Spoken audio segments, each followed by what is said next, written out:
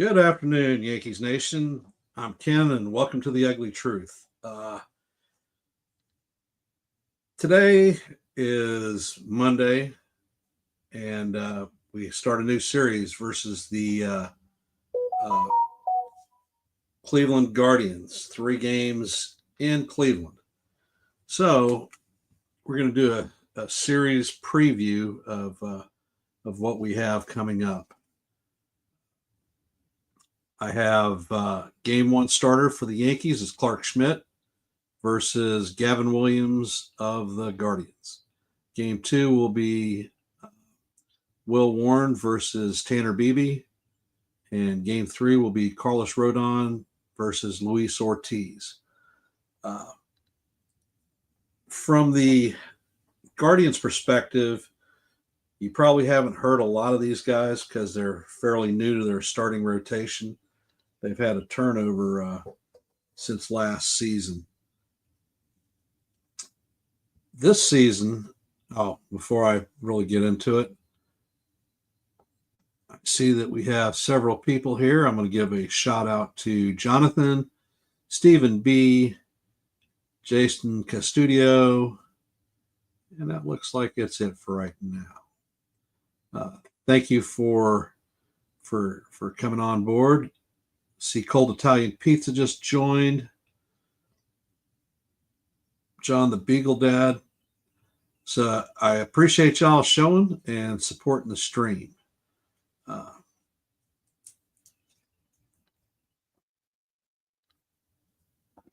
Opening thoughts for this series for me, nothing scripted.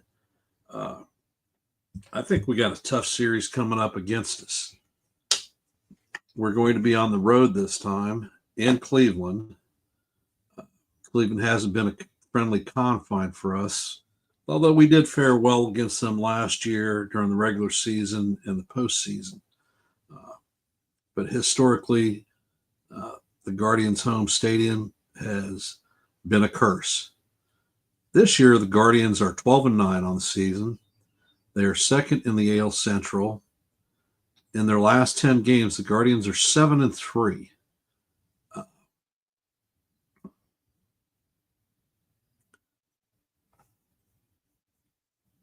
They are currently on a 3-game winning streak. Their home record this season is 5-1, and the road record is 7-8. The Guardians have played 7 series this season.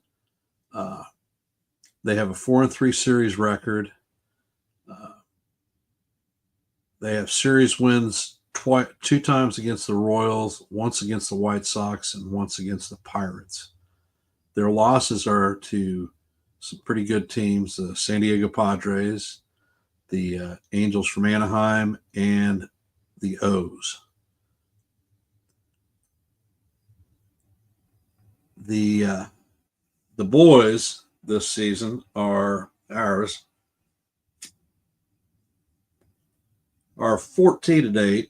We're currently at first place in the AL East. In our last 10 games of this season, we are also 7-3. The Yankees have won 6 out of the last 7 games that we've played and are currently on a unfortunate 1-game winning streak. Our home record is 8-4, which is irrelevant today, but our road record is 6-4. We have 4 series wins this season. As you know, we've beat the Brewers, the Pirates, the Royals, and the Rays as of yesterday. The series losses that we have are against the Diamondbacks, Tigers, and Giants, all teams which will be considered contenders for the postseason this year.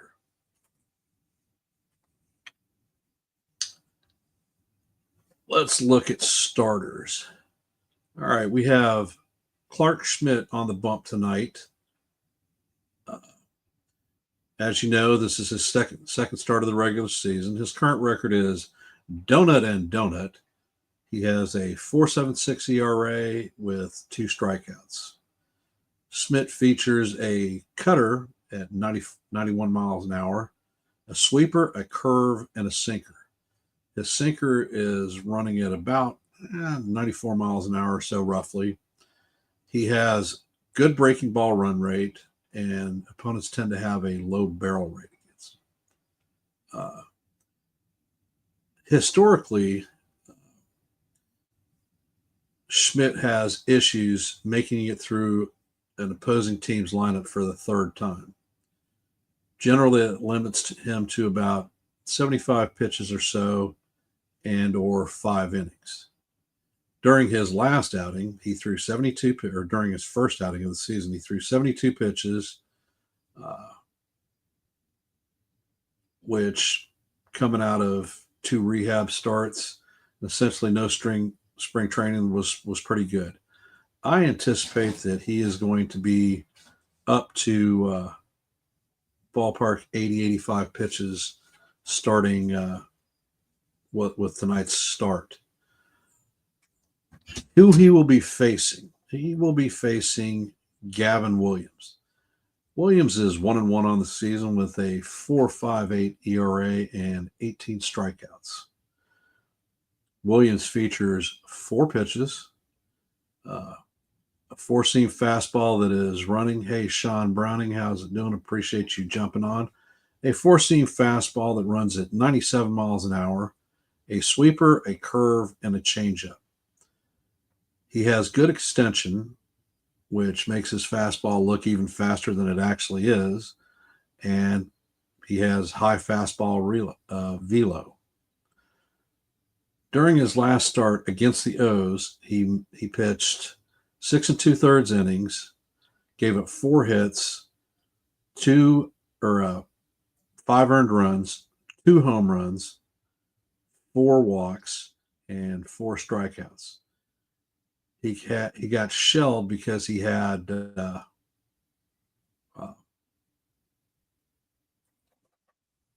hard time locating his pitches. And when he did throw, he was over the middle of the plate. And as we know, the O's are a good hitting, fastball hitting team and will tee off on things that ride in the middle.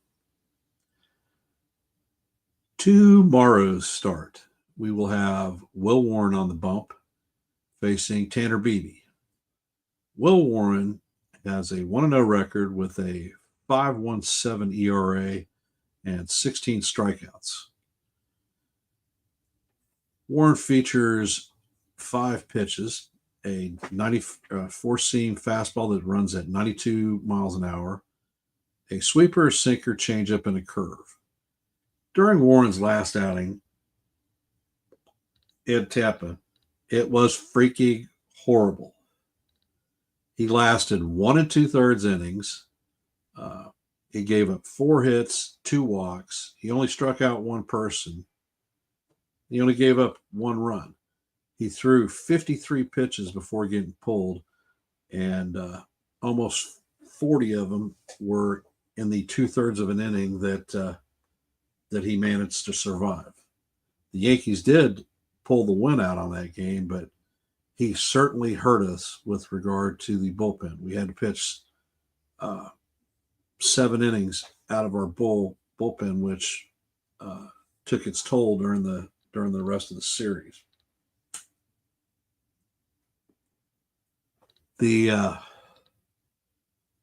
One of the concerns that I'll get to that here in a sec.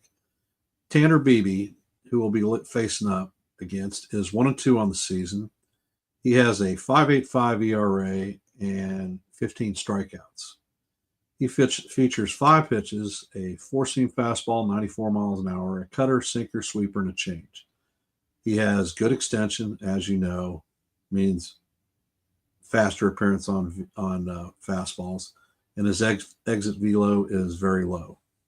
During his last outing, also against the O's, he pitched 5 2/3 innings, gave up 6 earned runs, 3 home runs, 4 base on balls, 6 hits, and 5 strikeouts.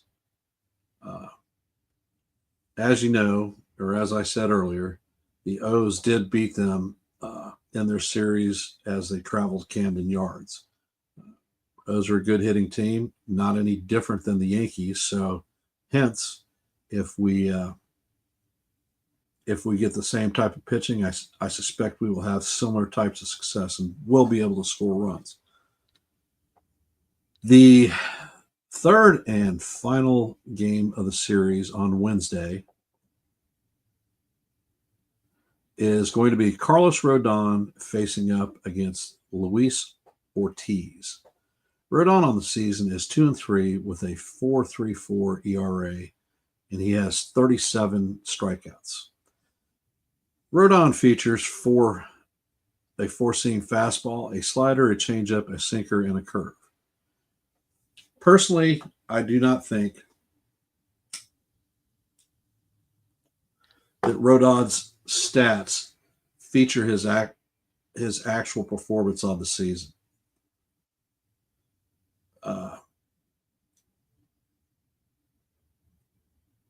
He has provided our rotation with the most innings out of any starter. He is averaging over 5 innings a game.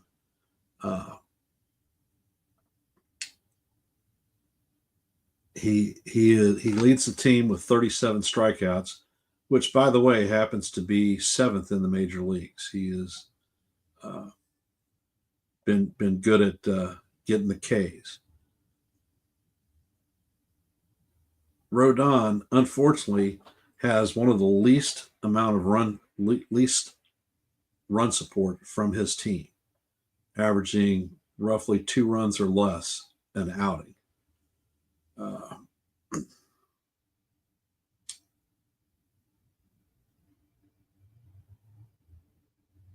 Rodon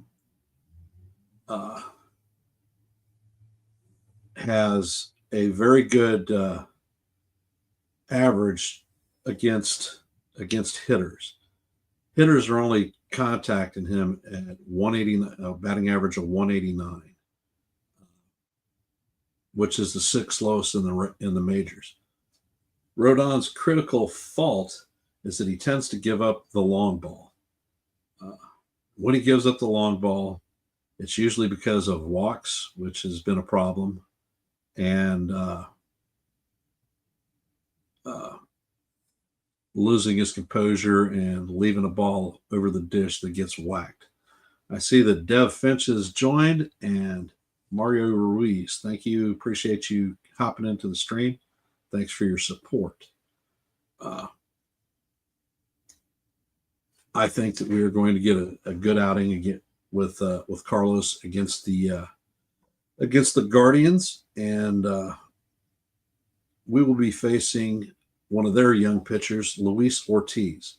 On the season, he's 2-2 with a 4.06 ERA, and he has 23 strikeouts. He features 5 pitches, a four-seam fastball, slider, cutter, sinker, and change. His fastball is ballpark 96 miles an hour. He has good off-speed run rate, a high fastball velo, high whiff rate, and high strikeouts. The bads for Ortiz are that he gives up a lot of walks. He has a high exit velo and a high hard hit rate. His last outing was against the struggling Pirates. He went 5 innings, gave up 2 runs, 4 hits, a homer, 3 base on balls, and he had 8 strikeouts. So,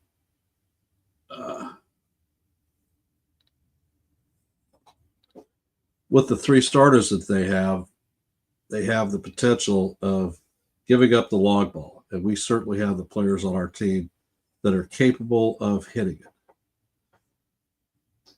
All right. With that being said, I'm going to drop the link so anybody who wants to join can hop on board.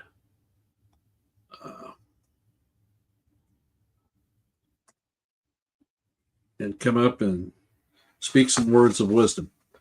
On other Yankee notes, Grishbaum has been put on the paternity list and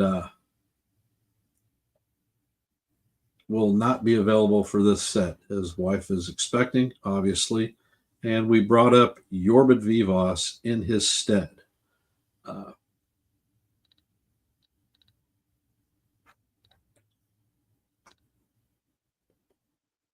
I see that we have Shad Browning hopping in, so I will bring him up.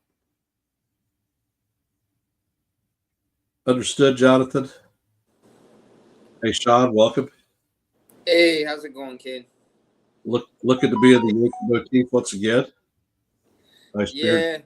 Yeah, just kind of letting it grow out, but that and I don't feel like shaving right now.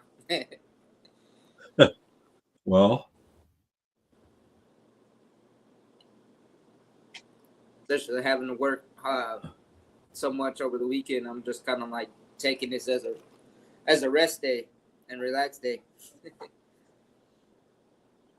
all right. I'm going to give you some hitting stats. Actually, I'll go with pitching stats first. The ERA for the Guardians is a 3.98, which ranks 13th in the majors. They have given up 26 home runs this season, which is 18th in the majors. Their whip is a 135, which is 23rd in the majors. And the batting average against is a 250, which is 21st in the majors. So this team does have velocity, but they are hittable. And that bodes well for us. As far as their team batting statistics, the team is hitting a 238, which is 15th in the league. They're right in the middle. They've scored 86 runs, which is 21st, the lower portion of the league. They have hit 26 home runs, which is in the 10th spot. Their on base percentage is a 310, 16th, and their slug is a 396, which is 11th. So they are capable of getting on base. Their team batting leader for average, no big surprise, is Stephen Kwan. He is hitting 325 this season. Gabriel Arias is hitting a 277. Then we have Jose Ramirez, the other big threat, hitting 268.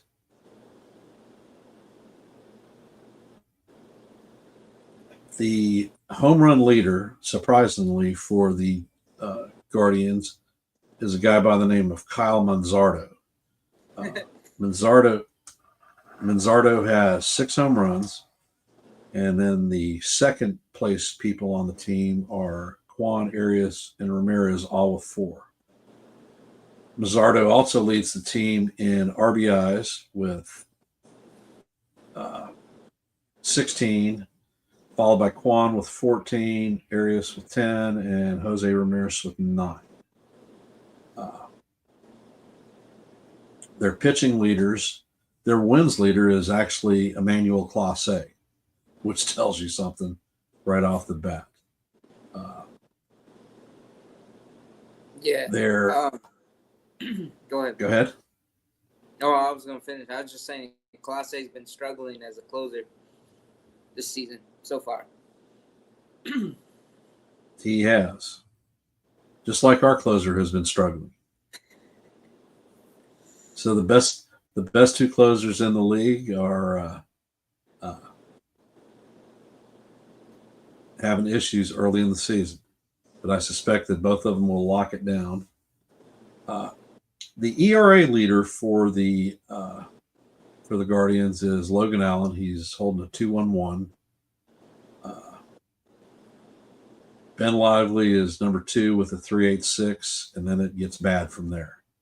Their strikeout leader is Game 3 starter Luis Ortiz with 23. Lively has 19. Gavin Williams, today's starter, has 18, and Logan Allen has 16.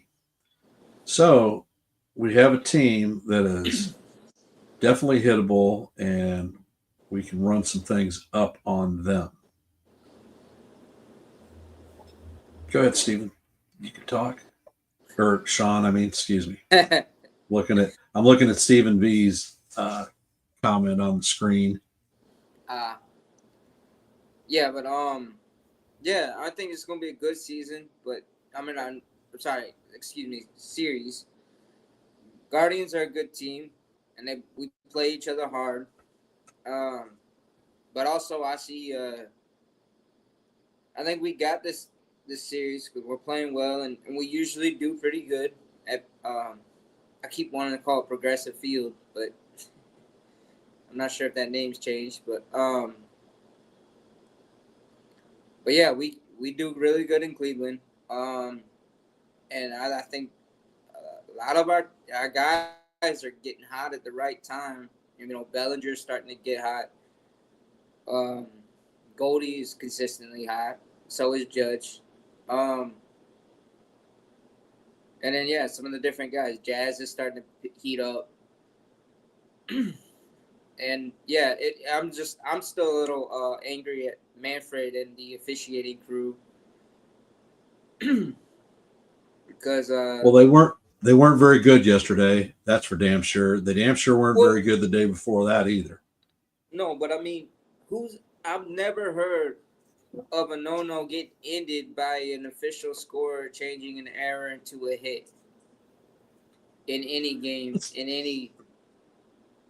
That's usually just like Let's be honest, Sean. When you saw the play, did you think Goldschmidt committed an error? I saw because I'm in the blackout area for the Tampa series because I'm in Florida, so I couldn't really catch it live video, but I was hearing the play on the. Well, I watched the game and the repeats, and the ball came up and hit off the heel of Goldie's glove. It was an erratic hop. He was lined up. If it would have stayed on the ground, no problems. Well, it would have been a problem because that dude that hit the ball was fast. Oh yeah. And I'm not sure that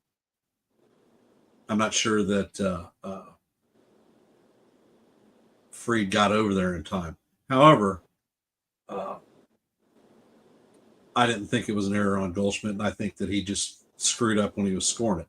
I don't like how he changed it in the 8th inning. I think that was bullshit because once he made the call, he should have made the correction within the next half inning or so, and not wait until that deep in the game. That was bullshit. Right. Yeah, no, and that's what I'm referring to. Like, because I was hearing from because I was listening to Dave Sims and Susan Waldman, the two legends, on the radio, and I could tell by the way they were talking about it that no one did. But yeah, the official score should either turned it real soon or officially scored it a hit first off. When you wait till after the if you wait till a commercial break and going into the 8th inning to change, it's kind of like you're just it's even as if like let's say in basketball, the guy needs a 3-pointer for to take the lead or something, and then a ref later on decides oh no, that was a 2-pointer because his foot was on the line, or something. You know what I mean? It just was ridiculous. And then on top of that, a half inning later, Judge's home run gets called foul when it's 30 feet to the right of the foul pole. Well, the issue that I have is how the hell do you call it foul after you look at the replay review? Mm-hmm. Yeah, that was where I don't know what replay they were looking at. I saw 3 different angles on the hit. One of them I couldn't tell. The other 2, it was quite apparent that it was a home run. Yeah, and I mean, I don't know what they're doing over in New York, and that's why I lumped Manfred in it. Besides the fact that I've already have a very openly disgruntled opinion of Rob Manfred and his job as commissioner. Bringing up a comment from Cold Italian Pizza. Boy, glad Freed gave up another hit. Otherwise, the overturned call would have been even would have been Oh terrible. yeah. I mean, because it's just like the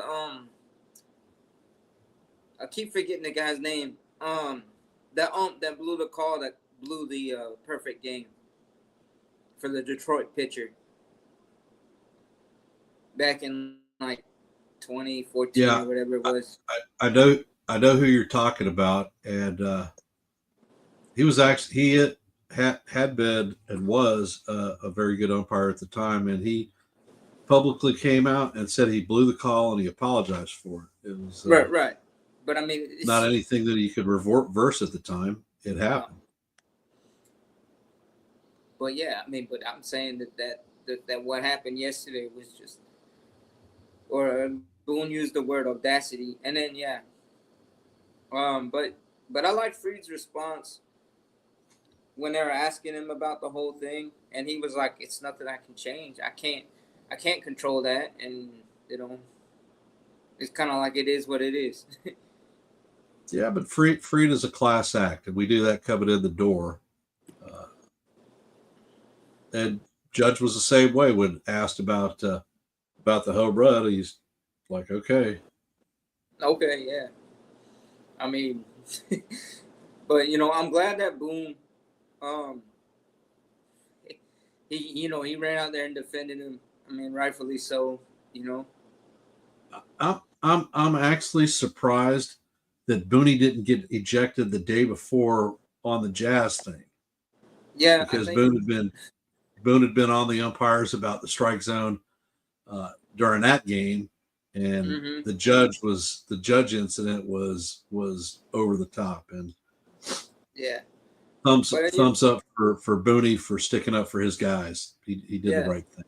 I know. And he said with the Jazz thing, that Jazz didn't really give him a chance to kind of, because I mean the umpire already tossed Jazz. You know. Yeah, well, Jazz is a showman. He's been a showman his entire career. He's been pumped. He was pumped. I think that was his sixth ejection in his career. He'd been pumped 5 other times for Yeah. similar types of stuff. So Jazz is Jazz. You're not going to change him. No, and that's fine. Because the one thing I like about this Yankees team so far is they feed off each other energy wise. You know how like they balance each other out. You got the guys that bring the swagger, like Jazz, and then you got guys like you know Judge and Goldschmidt and Big G that are even keeled, calm, cool, collective usually. But everybody's playing with this intent. They're playing hard. They're running out. They're hustling. You don't see any lackadaisical. The Yankees bringing up Yorbit Vivas. I'm curious if they're going to give Cabrera a break at third base, especially with his two beyond ridiculous throws to first. You mean his Knobloch impersonations from third? Yeah, yeah.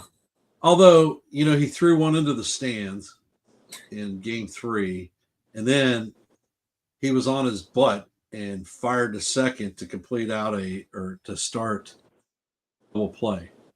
Uh, Jazz may Right. be Jazz may be hitting like crap, but you cannot say anything about Jazz's defense. That guy, the play that he made yesterday to save the no at the time, uh, diving out into left center field was fantastic. Uh, Jazz also has one of the quickest releases I've ever seen from a second baseman. Uh, with that strong arm that he has, we've made we've completed double plays. That last year with Glaber sitting at second, no Yeah. chance in hell we're gonna make it. No, But his defense has been fantastic. Bellinger's not hitting, but his defense is definitely up there. Uh, yeah. and then Trent And, Grisham, he's an albatross all on his own. oh, he That is. diving catch that he made, or that tumbling catch that he made, and then to complete the double play at second when Jansen tagged up was was incredible. Can you believe that? But no, I mean he's playing out of his mind. He's with everyday playing time and just he's giving everything. And then even Bellinger, I'm not too worried about his bat. I know it's struggling right now, but also the thing with Jazz, one thing I like about him, I've seen him, his footwork is exceptional around the base, which is key, especially in today's game. Bringing up a comment from Mario. I keep saying that Jazz bleeds New York and likes being here. I dig Jazz. Yeah. And a comment from Cold Italian Pizza. Ken, I'm sure you're happy about Vivas. He was your guy making the team out of spring training, last spot. Hope he does well. You're right. I thought that Vivas definitely deserved to be on the team more so than Pablo Reyes. However, it is what it is. He's gone down and he's done good things, and hopefully when Grishbaum comes back, they make the appropriate adjustments and they release Pablo Reyes and keep Vivas up on the major league roster. Yeah, hopefully. And I'm hoping they'll actually give him playing time at third. Like you said, give Cabrera like a day or two, or unless you want to use him as a backup outfielder, because he can cover the outfield. But yeah, give Cabrera. Well, I tell you what, you're not going to see a defensive substitution for Dominguez tonight. Yeah. Jason Dominguez. Let me see. Do we have a lineup for us today? I think the game's what, 7? 6:30. 6:30 is our game time tonight. Actually, it's 6:10. Okay. Game time is at 6:10, and we have the broadcast on the Yes Network. Let's see. The Yankees don't have a bats against Williams. Three is actually the most. Oswaldo has 2 at-bats. He's hitting 500. Judge has 2 at-bats. He's hitting 500 with a home run. Rice is donut for 1. Volpe's donut for 1. Wells is 1 for 2 at 500. So we don't, like I said, we don't have a lot of at-bats against him. People on the Guardians that have faced Schmidt. Stephen Kwan has 8 at-bats. He's hitting 500. Jose Ramirez has 8 at-bats. He's hitting 375. Other ones are 3 at-bats or less and not significant. So it'll be interesting to see what Clark brings to the mound tonight. Hold on. Sorry. No, because I'm just checking, but no, there hasn't been any lineup posted. Neither team has posted their lineups yet. No. So. That's what Let's talk about Yankee stats real quick. Our team ERA has dropped to a 3.99, puts us 14th in the league, so we're just over half. We've allowed 22 home runs, which is 12th in the league, which is up there. Our WHIP is a 1.21, putting us in 10th. And the batting average against our team is a 199, first in the league. So they are not hitting us well. The team batting average leader is Aaron Judge at 390, followed by Paul Goldschmidt with a 361. Ben Rice, hopefully we'll see sometime during this series, is hitting 292, and then the next batting average is not great. Judge leads the team with 7 home runs, although it should be 8. Grishbaum has 6, and so does Grisham. or Chisholm, and Rice is following up with 5. Judge has 25 RBIs. Volpe has 15. Grisham has 12, and Grisham has 13, and Bellinger has 12. As far as wins leaders, the AL or the Major League leader is Max Fried with 4 wins on the season. Our bullpen has Tim Hill with 2 wins, Mark Leiter Jr. with 2 wins, and then Carlos Rodon, our number 2 starter, with 2 wins.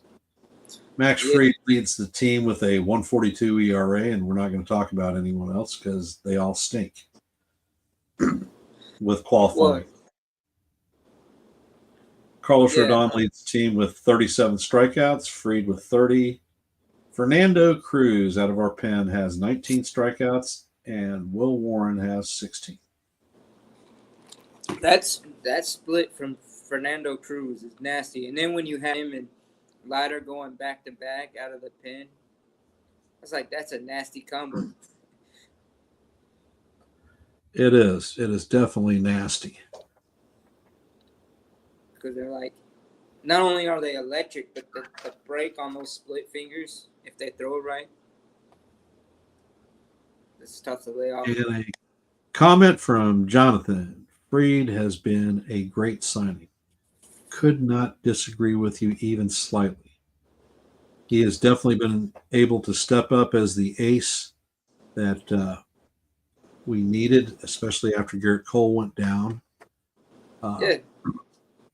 And like what Donald was saying. What are our predictions for the series count today? Are we going to go sweep? Are we taking 2 out of 3? Are we losing it? Or are we being swept? What do you guys think? I'm thinking we sweep, but I'm kind of leaning that we'll probably take 2 out of 3. But I just we're on a hot streak right now as far as winning games right now. Playing great all around, minus the errors and walks. But the Guardians, they've been struggling, but they've been holding their own, and it's going to be a good series either way. Well, we're certainly not facing the tops of their starters, just like they're not facing the tops of ours. The big concern that I have with regard to this series for us is our bullpen. If you looked at the stat charts yesterday from the usage of the bullpen over the last set, especially after the Warren 1 2/3 innings, we just didn't have a lot available to us. They have been seriously relied upon. We can't keep doing that, and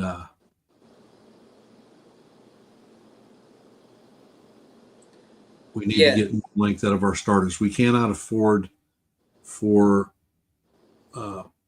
Schmidt or Warren to lay an egg in either of their starts, because if Schmidt does it tonight, our bullpen will be spent for tomorrow, and we'll have to live with Warren no matter what we get.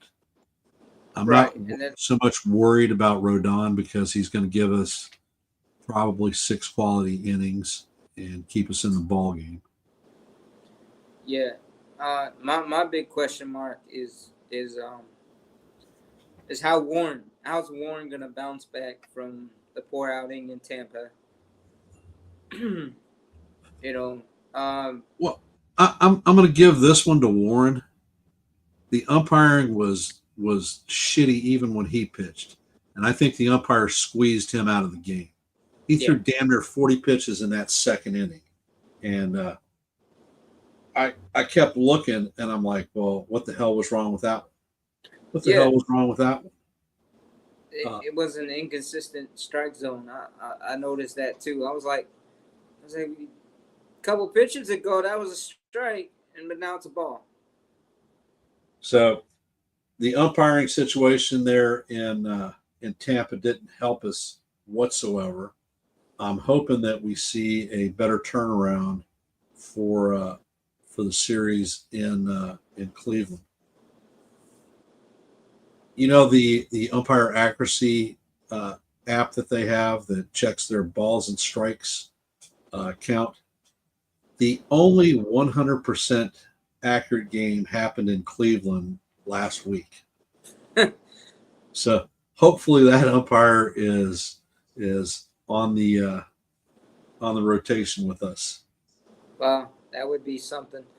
Um, but yeah, the no, I mean, yeah, that's my one concern with this series, and my question mark of preventing a sweep from taking place is um, how much are we going? What are we going to get from Warner?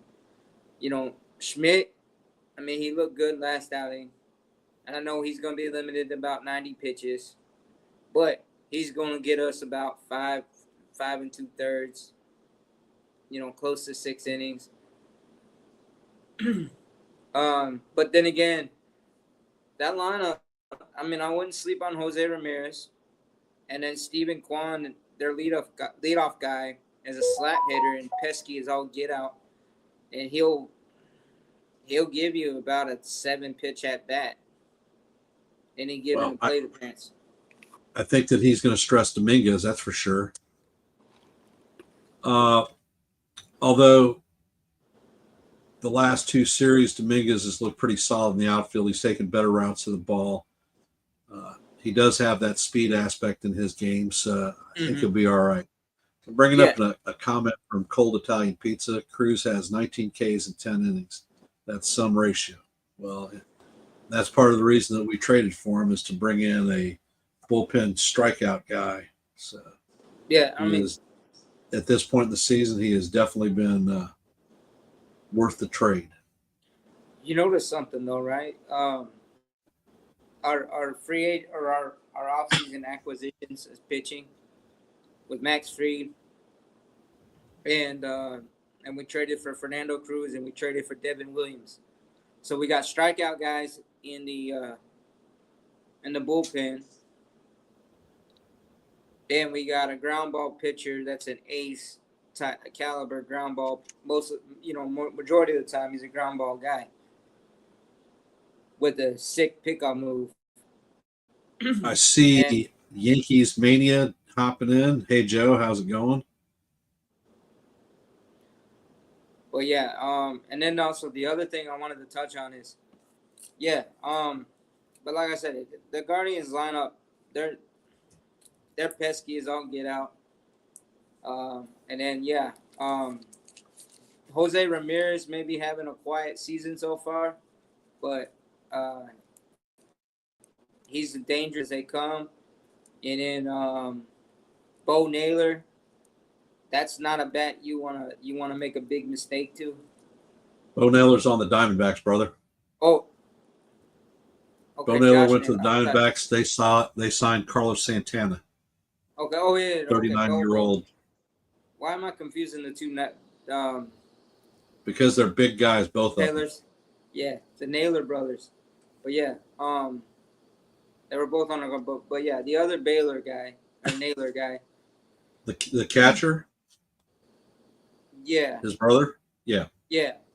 I thought the catcher was Bo, not but yeah, either way. But yeah, those guys are not people. But at the same time, Judge has great success in Cleveland.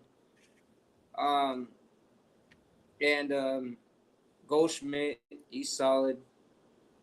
And then I mean, and so far, Lana said. And then the other thing I was gonna say with Dominguez, he looks way more comfortable now in left field than he did when they threw him out there, feet to the fire, so to speak, last season. Yeah. Where he just had that deer in the headlight looks. Well, he is definitely playing a much better game than he did last season, even better than spring training. Like I said, over the last two series, he's looked pretty solid there in left field. Oh yeah. All in all, I think that we're going to end up taking 2 out of 3. My question mark for the series is going to be what do we get out of Clark Schmidt? Yeah. I think that Warren will bounce back. I mean, he threw 53 pitches, so he's not freaking worn out. That's for damn sure. And with better umpiring, I think he'll fare a lot better. The team is going to be facing a Guardians staff that features quite similar stuff to the Tampa Bay staff. So they've got a lot of hard throwing starters. They've got hard throwers out of the bullpen also. So hopefully they miss over the plate and we're able to tee off on them. Yeah. I believe that we'll be okay. Yeah, and I mean, yeah, BB, I know he's got good stuff, but yeah, if it's his location, and all we got to really do is work the counts, because the more pitches they have to throw per at bat, the more pitches we see, and vice versa. They get fatigued sooner. Chances of a big mistake happens more often. Well, the team is averaging 4.1 walks per 9. So with those free base runners that we may get with good plate appearances from our guys, not swinging at every piece of crap pitch that's thrown out there, we're going to have runners. The thing is, we need to have good situational hitting to take advantage of that and bring those guys around. Right. And pray that we don't go to an extra inning game, because we beyond crap record since the 2020 season and the implementation of the ghost runner rule. I dropped a video yesterday. If you haven't seen it, check that one out. Comment on it also. Sean, we're coming up on 50 minutes for a Monday, so I'm going to shut this one down. Joe from New York Yankee Mania, I believe, will be running a pre and a post game, so watch out for alerts with his stream. He always has good takes on the ball game, a little bit of old school information to add in there with it. But Joe is a diehard Yankee fan, live or die, the pinstripes. So good quality content, tune into his channel and subscribe. I don't have it set as one of my markers yet, but you'll get good takes from him. He usually goes a couple hours before game time. Right, and Joe is the man. He does know his stuff. He knows his Yankees, and yeah, like you said, the old school takes. But I will tell you, Joe, his favorite manager in Yankee history is Billy Martin. Go Billy! Oh yeah, hey, I mean, George hired and fired him like what, 4 times, 5 times? Yep. All right. Last thoughts on this upcoming series. Oh, and before I stop, I will be going to the open panel live stream tomorrow at 10 a.m. So everyone hop on, say hey, jump up into the panel itself and say what you got to say. And some of what we'll be talking about tomorrow will be a review of tonight's game. Hopefully it's a good review and I'm not red-faced and pissed. Yeah. But final thoughts, Sean? Hey, you know what? Let's go Yankees, and let's keep going and grinding out them wins every day. Looking at 6 games over 500, working our way to 10 games over 5, and you keep the progression going. I mean, the pace we were at the beginning of the season was like win 3, lose 2. So yeah, it was. For this upcoming month, the schedule's not going to get any easier. We're going to be on the road. I think we even have a West Coast swing this go around, and we'll be facing off against a hot Angels team So you never Yeah. can't tell when we go West Coast what happens. Oh yeah, But, and I mean the Angels, the Athletics, the Mariners are, and even the Rangers are. They're all having pretty uh-oh. good seasons. Info note from Joe. The Guardians just released highly talented Tristan McKenzie. He was one of the Wow. pitchers that we faced up against last year. Very high velocity guy. Yeah, that's a shocker. All right. And as I end, I'm going to say, if you haven't, please hit the likes. If you are watching in the shadows and haven't subscribed, please subscribe to the channel. And if you think that you've got friends out there that will enjoy the content, please forward the stream or the channel to them. I appreciate all of y'all showing up.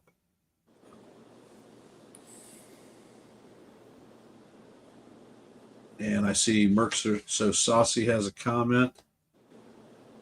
That would be an option for us to pick up to add depth. It certainly would.